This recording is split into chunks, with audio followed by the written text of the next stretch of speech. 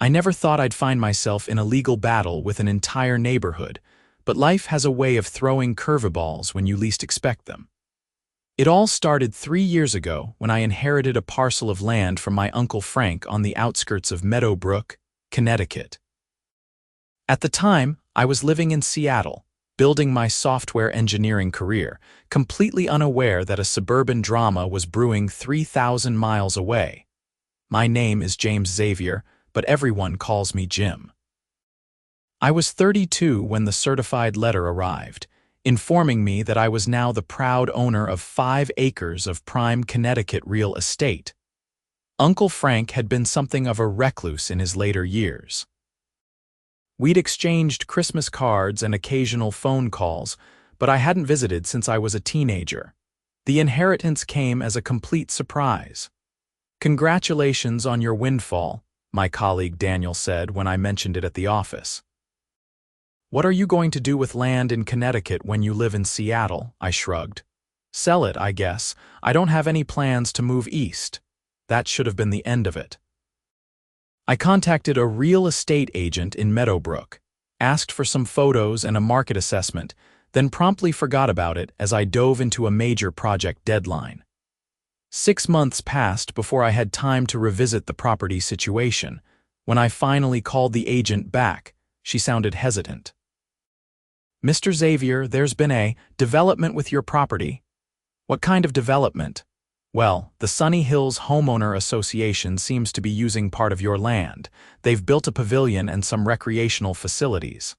I sat up straight in my chair. "They've built what on my land? How is that possible?" "I'm not entirely sure."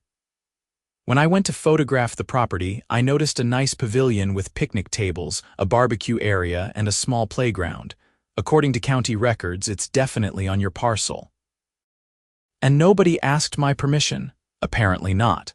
From what I gather, they've been using it for a few years. The HOA president, a woman named Karen Mitchell, claims they had verbal permission from your uncle." I snorted. "That's highly unlikely. Uncle Frank wasn't exactly the community-minded type." The agent suggested I come see for myself and recommended a local real estate attorney. 2 weeks later, I was on a flight to Connecticut, still not fully appreciating the hornet's nest I was about to kick. Meadowbrook was exactly as I remembered it, a picture-perfect New England town with colonial-style homes, immaculately maintained lawns, and an air of quiet prosperity. The Sunny Hills subdivision had been built adjacent to my uncle's property about a decade ago, transforming what had once been farmland into rows of large, identical houses with luxury features and premium price tags. My uncle's land remained undeveloped, a 5-acre rectangle of gently sloping terrain covered mostly in meadow grass with a small wooded area at the back. It was beautiful land, and I immediately understood why it would be valuable. What I didn't expect was the sight that greeted me when I parked at the edge of the property. There, occupying nearly half an acre of what was supposedly my land, stood a charming wooden pavilion with a cedar shake roof. Surrounding it was a paved patio area with built-in barbecue pits, picnic tables, a small playground with swings and a slide, and even a volleyball court. The whole area was landscaped with flowering bushes and ornamental trees. A sign at the entrance read Sunny Hills Community Recreation Area. I checked the property boundaries on my phone's GPS and confirmed what the agent had told me. This was definitely on my land. I wandered around, taking photos, feeling increasingly bewildered. Who builds extensive facilities on someone else's property without permission? As I was examining a memorial bench dedicated to our founding HOA president, Martha Winters, a woman in her 50s with highlighted blonde hair styled in an asymmetrical bob approached me with a tight smile. "Can I help you?" she asked, her tone making it clear that she wasn't offering assistance so much as questioning my presence. "I'm just looking around," I replied. "This is a private community facility," she informed me, adjusting her designer sunglasses. "Are you a Sunny Hills resident?" "No," I said. "I'm Xavier. I own this land." Her smile froze. "Excuse me?" I inherited this property from Frank Xavier, my uncle. The color drained from her face, but she recovered quickly. Oh, you must be confused. This recreational area belongs to the Sunny Hills Homeowners Association. It's community property. I pulled out my phone and showed her the property boundaries. Actually, according to county records and my deed, it's about 30 feet onto my land. The property line runs right through the middle of your volleyball court. That's impossible, she snapped. We've been using this facility for community events for years. We had an understanding with Frank. What kind of understanding? A verbal agreement. He allowed us to develop this area for community use. I raised an eyebrow. Do you have any documentation of that agreement? She shifted uncomfortably. It wasn't a formal arrangement, it was neighborly goodwill. I see. And who are you exactly? Karen Mitchell. I'm the president of the Sunny Hills HOA. She extended a manicured hand, which I reluctantly shook. Look, Mr. Xavier, I'm sure we can work something out. We have a community picnic scheduled this weekend. Perhaps you could attend, meet some of the neighbors, and we can discuss this situation like reasonable people. I agreed to come to the picnic, more out of curiosity than any belief that we'd reach an amicable solution. Before leaving, I took more photos and made an appointment with Robert Anderson, the real estate attorney the agent had recommended.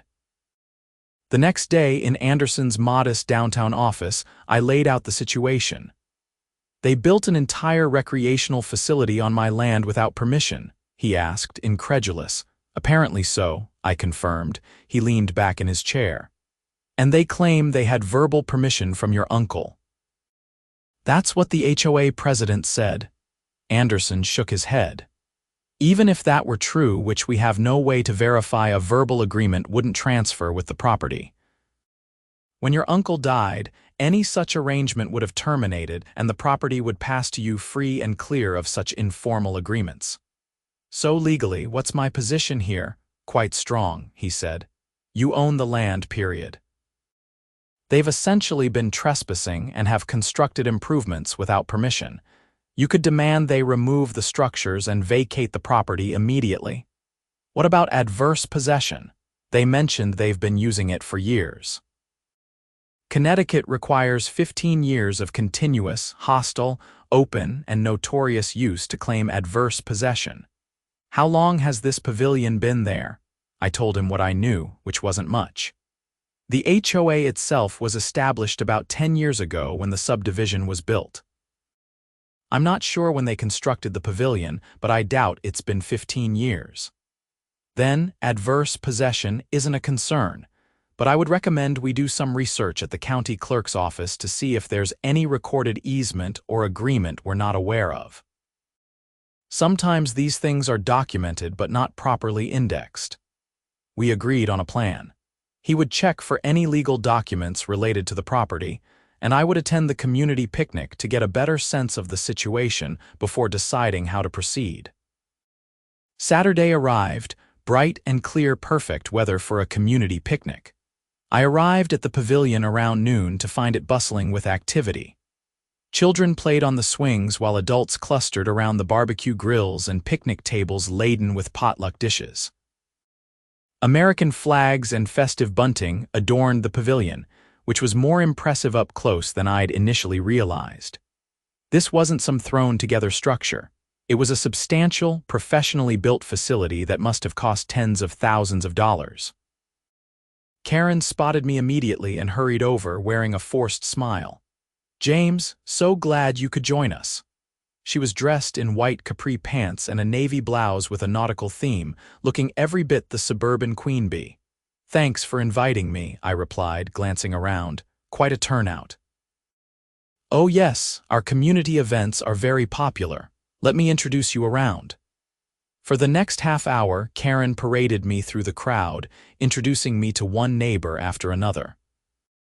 They all seemed pleasant enough, though I noticed Karen carefully framing me as Frank's nephew from Seattle who's visiting, rather than the actual owner of the land you're standing on. Eventually, I was introduced to Richard Patterson, a distinguished-looking man in his 60s who Karen described as one of our founding board members. Richard was instrumental in establishing this beautiful community space, Karen added with pointed emphasis. Is that so? I asked. I'd love to hear more about how that came about. Richard seemed eager to talk. It was a vision we had from the beginning. When we developed Sunny Hills, we wanted to create a true community, not just houses on lots. We approached your uncle about purchasing this corner of his property, but he wasn't interested in selling. So how did the pavilion end up here? I asked. Richard and Karen exchanged glances before Richard continued. Frank eventually saw the benefits of having a nice community facility adjacent to his property. It increased his property value after all. He gave us verbal permission to develop this area for community use. That doesn't sound like my uncle, I said. He was rather protective of his privacy. Richard's smile tightened. People change, young man. Frank became quite supportive of our community vision in his later years. I decided to press further. So you have nothing in writing, no lease agreement, no easement, no record of payment for use of the land. Karen quickly interjected. As I mentioned, it was an informal, neighborly arrangement. Now you simply must try the potato salad. Patricia's recipe has won ribbons at the county fair. I allowed myself to be steered toward the food tables, but my mind was racing. Something wasn't adding up. Uncle Frank had been many things, but neighborly wasn't one of them. And no HOA would spend that kind of money on construction without some form of legal protection. After filling a plate with picnic food, I found myself sitting with a younger couple, the Nortons, who had moved to Sunny Hills just 2 years ago. So how often do you use this pavilion? I asked casually. All the time in the summer, replied Jennifer Norton. There's the Memorial Day picnic, 4th of July celebration, Labor Day barbecue, plus smaller events throughout the season. The annual HOA dues include maintenance for the recreational area. It's one of the reasons we bought in Sunny Hills, her husband added. The community amenities are fantastic, and the HOA fee is reasonable compared to other neighborhoods. What is the fee, if you don't mind my asking? $800 a year, Jennifer said. Not bad considering all the landscaping, snow removal, and upkeep of the pavilion area. I did some quick mental math. If there were roughly 100 homes in the subdivision, that was $80,000 a year in HOA fees. Even if only a portion went to maintaining the pavilion, it represented a significant investment over the years. As the afternoon progressed, I mingled with more residents and pieced together more of the story.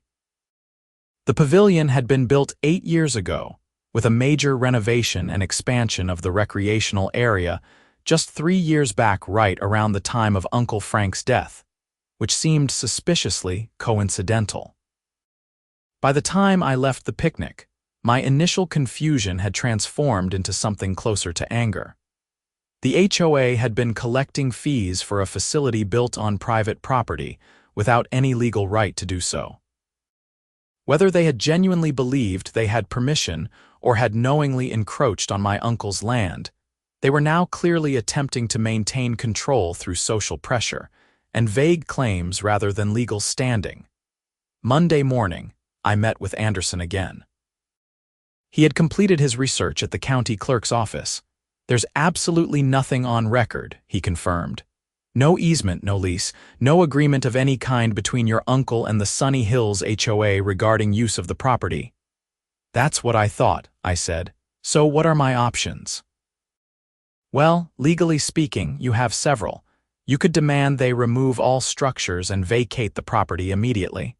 You could offer to sell them the portion of land they're using, or you could negotiate a formal lease agreement for their continued use. I considered these options. What would be a reasonable price for that half-acre if I decided to sell it? Anderson named a figure that made my eyebrows shoot up. Land in Meadowbrook has become quite valuable, especially parcels adjacent to high-end developments like Sunny Hills. And if I were to lease it instead? He calculated a monthly figure based on a percentage of the land value. Plus, I'd recommend back rent for the 3 years since you inherited the property. I whistled softly. That's a substantial amount. It is, and completely justified given the circumstances. I left Anderson's office with a plan. He would draft a formal letter outlining the situation and my proposed solutions, giving the HOA 30 days to respond before further legal action. 2 days later, I received a call from Karen Mitchell. She was no longer making any pretense at friendliness. "We've received your attorney's letter," she said, her voice tight. "The HOA board considers this nothing short of extortion. Extortion? I'm simply asserting my legal rights to property I own. The amounts you're asking for are outrageous. Our residents can't afford that kind of increase in their HOA fees." "The amounts are market rate," I countered. "You've been using valuable land for free for years. That's coming to an end one way or another." "We had an agreement with Frank, a supposed verbal agreement that conveniently can't be verified and wouldn't be legally binding on me even if it existed," I interrupted. "Look, Karen, I've given you 3 reasonable options. You can purchase the land outright, enter into a formal lease agreement, or remove your structures and vacate my property. Those are your choices. This will destroy our community," she said. "Is that what you want?" "What I want is fair compensation for the use of my property. I'm not responsible for promises the HOA board made to residents that they couldn't legally fulfill." The conversation ended with Karen threatening to get her own attorney involved. I wished her luck with that and hung up. Over the next few weeks, the situation escalated. Signs appeared in Sunny Hill's front yards reading, "Save our Pavilion" and "Stop Corporate Greed." I found it ironic being cast as the corporate villain when I was just one person asserting basic property rights against an organization that had been essentially stealing for years. Anderson advised me to stay away from the property until the situation was resolved, but I couldn't resist driving by occasionally to see if anything had changed. During one such drive-by, I noticed a group of people gathered at the Pavilion, including some I didn't recognize from the picnic. They appeared to be engaged in a heated discussion. Curiosity got the better of me and I pulled over. As I approached, I realized it was an informal HOA meeting. Karen was standing on one of the picnic tables, addressing the crowd. "We've consulted with our attorney," she was saying, "and he believes we have a strong case for adverse possession. We've been openly using this land for community purposes for nearly a decade, and Frank Xavier never objected." "That's because you never actually told him," I called out as I walked up, causing heads to turn in surprise. "And even if you had been using it with his knowledge for a decade, Connecticut law requires 15 years for adverse possession. You're not even close." Karen's face reddened. "This is a private HOA meeting." "On my private property," I countered, enjoying the shocked expressions on some of the residents' faces. Clearly, Karen hadn't been fully transparent about the legal situation. An older resident raised his hand. "I'm confused. The board told us when we bought our house that the recreational area was owned by the HOA. It's not," I said simply. "It's part of the 5 acres I inherited from my uncle. Your HOA built on my land without permission and has been using it without any legal right to do so." Murmurs rippled through the crowd as people turned to Karen and the other board members with questioning looks. "This is a complex legal situation," Karen said loudly, trying to regain control. "The board is handling it, and we expect a favorable resolution." "There's nothing complex about it," I said. "Check the county property records if you don't believe me. The land belongs to me, not the HOA." A man pushed forward Richard Patterson, the founding board member I'd met at the picnic. "Now see here, young man. When we developed Sunny Hills, Frank gave us his word that we could use this corner of his property for community purposes. Did you get that in writing? Well, no, but did you pay him anything for that use? It wasn't that kind of arrangement. Did you ever discuss specific boundaries or limitations?"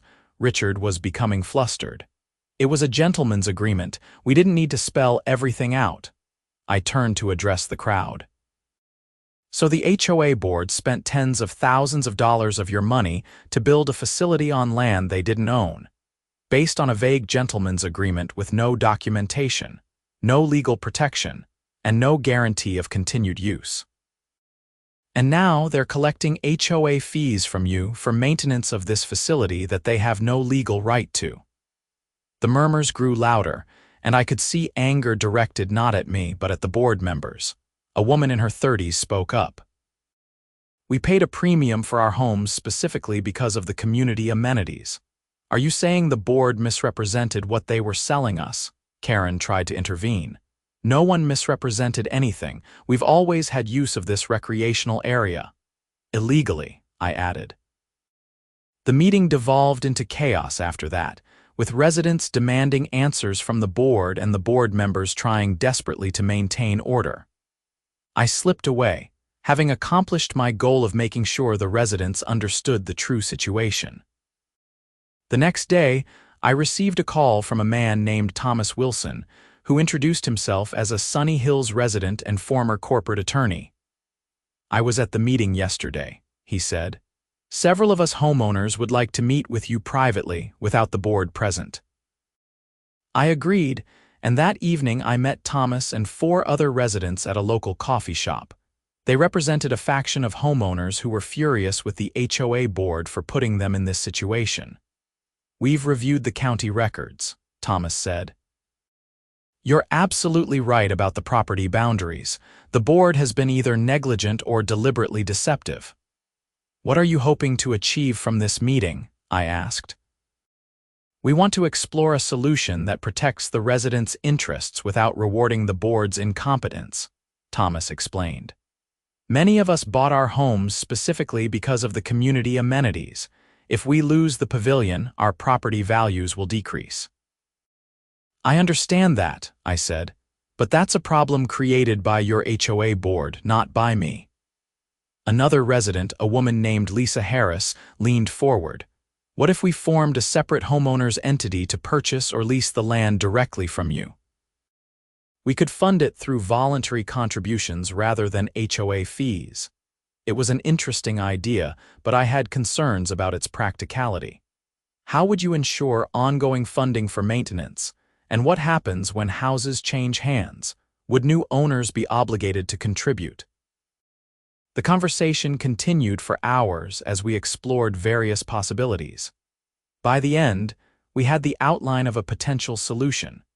A separate legal entity would be formed to purchase the land from me at fair market value, funded by initial contributions from interested homeowners. This entity would then lease the recreational area back to the HOA at a nominal rate, with strict conditions regarding maintenance and community access. While I appreciated their creativity, I made no commitments. "I need to discuss this with my attorney," I told them. "But I'm open to solutions that are fair to everyone." The next day, I received another call, this time from Karen Mitchell. Her tone was markedly different. "Mr. Xavier, the board would like to meet with you to discuss a settlement." I agreed to meet them at Anderson's office rather than alone. When Karen, Richard, and 3 other board members arrived, their demeanor was subdued. The bravado was gone. "We've reconsidered our position," Karen began. "We're prepared to make you a fair offer for the portion of land currently occupied by our recreational facilities." "I'm listening," I said. They named a figure that was substantially lower than market value but not insulting. Anderson and I exchanged glances. "Before we discuss numbers," I said, "I'd like to understand exactly how this situation came about. No more vague references to gentlemen's agreements. I want the truth." The board members looked uncomfortable. Finally, Richard spoke up. "When we developed Sunny Hills, we designed the community with a central recreational area. We approached Frank about buying that corner of his property, but he refused. He didn't want to sell any of his land." "So what changed?" Richard sighed heavily. "Nothing changed. Frank never gave us permission." Karen shot him a warning look, but he continued. "After the development was completed and homes were sold, residents started asking about the promised community amenities. We'd included renderings of a pavilion in our marketing materials. The pressure was intense." "So you just built it anyway?" I asked incredulously. We thought Frank wouldn't notice, Karen admitted reluctantly. That corner of his property was rarely used and it bordered our development. We gambled that he wouldn't realize we'd encroached or wouldn't care enough to do anything about it. And he never said anything. He confronted us once, about 7 years ago, Richard said. He was furious, threatened to sue us. But our attorney advised us that we could claim adverse possession if we continued to use the property openly for 15 years. So we told Frank we'd fight him in court, drag it out for years. He was elderly and not in great health, Karen added, having apparently abandoned any pretense. We thought he might not pursue it vigorously. I was stunned by their callousness. So you basically bullied an elderly man and gambled that he'd die before he could assert his rights? No one answered. The shame in the room was palpable. When Frank passed away, Richard continued eventually, we hoped the property might go unclaimed or to a distant relative who wouldn't bother with it. We expanded the facilities immediately, trying to establish a stronger presence before any heir could appear. That's why you were so shocked to see me at the picnic, I said to Karen. You never expected the heir to show up in person. She nodded miserably. I took a deep breath, processing their confession. Well, I appreciate your honesty, belated as it is. Now I need time to consider my response. After they left, Anderson turned to me. That was illuminating. They essentially admitted to knowingly trespassing, constructing unauthorized improvements, and attempting to intimidate your uncle. It strengthens your position considerably. It also makes me less inclined to be generous, I replied. They weren't acting in good faith at any point. Over the next few days, I considered my options carefully. The homeowners who had approached me separately weren't responsible for the board's actions, yet they would suffer the consequences if I forced the removal of the pavilion.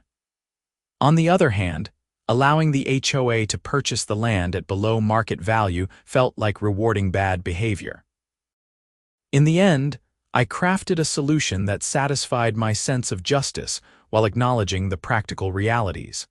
I invited both the HOA board and the group of concerned homeowners to a meeting at Anderson's office. Here's my final offer, I announced. I will sell the half-acre containing the pavilion and recreational facilities, but not to the HOA.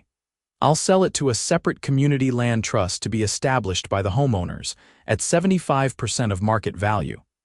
Karen started to object, but I held up my hand. I'm not finished. The current HOA board members, all of them, must resign immediately. The land trust's bylaws will specify that no one who served on the board during the pavilion construction can ever serve as a trustee or in any management capacity. You can't dictate who serves on our HOA board, Karen protested. I'm not. I'm dictating the conditions under which I'll sell my property, take it or leave it. Thomas Wilson, speaking for the homeowners group, asked, and if we agree to these terms, then you get to keep your community pavilion, albeit under new management. The alternative is I enforce my property rights, you remove all structures at your expense, and the land remains mine to do with as I please. There was heated discussion among the residents present, but in the end, practical considerations won out. No one wanted to lose the pavilion, and many were already unhappy with the board's deception. A month later, the Sunny Hills Community Land Trust was established with Thomas Wilson as its first president. The trust purchased the half-acre from me at the agreed-upon price, and the HOA entered into a formal agreement with the trust for use and maintenance of the facilities. Karen Mitchell and the entire board resigned, though not without protest and attempts to rally support. But once the full story became public, how they had knowingly built on private property, lied to residents, and attempted to wait out my uncle's death, community sentiment turned decisively against them. As for me, I decided not to sell the remaining 4.5 acres just yet. The land had appreciated significantly since Uncle Frank's day, and Meadowbrook was continuing to develop. Perhaps someday I'd build my own home there, or perhaps I'd sell to a developer who would respect property boundaries and legal niceties. Before returning to Seattle, I visited the pavilion one last time. A new sign had been installed.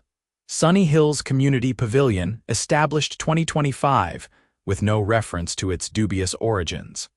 Children played on the swings while parents chatted at the picnic tables. It was a pleasant scene, one that Uncle Frank might even have approved of had he been asked properly. A silver-haired man approached me, one of the new trustees of the Community Land Trust. "Mr. Xavier," he said, extending his hand. "I want to thank you for your reasonable solution. You could have made things much more difficult for us." "I just wanted what was fair," I replied. "Well, we've learned a valuable lesson about due diligence and proper governance.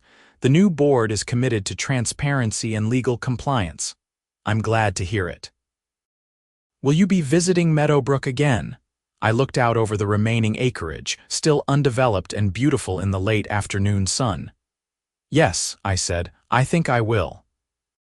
As I drove away from Sunny Hills for the last time that visit, I reflected on the strange journey that had begun with an unexpected inheritance and ended with a community upheaval.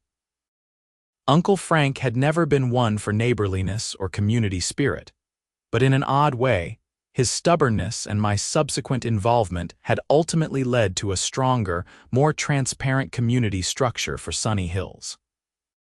The HOA had built a pavilion on my land, held picnics there for years, and then I had shown up with the deed. But instead of ending with demolition and lawsuits, the story had concluded with a new beginning for everyone involved. Sometimes, justice isn't about winning at all costs, it's about finding the solution that rights the wrongs while looking toward the future. Back in Seattle, I hung a framed photo of the pavilion in my apartment, a reminder that property isn't just about boundaries and deeds, but about the people who inhabit the spaces we claim as our own. And sometimes, the most valuable thing we can inherit isn't land at all, but the opportunity to make things right.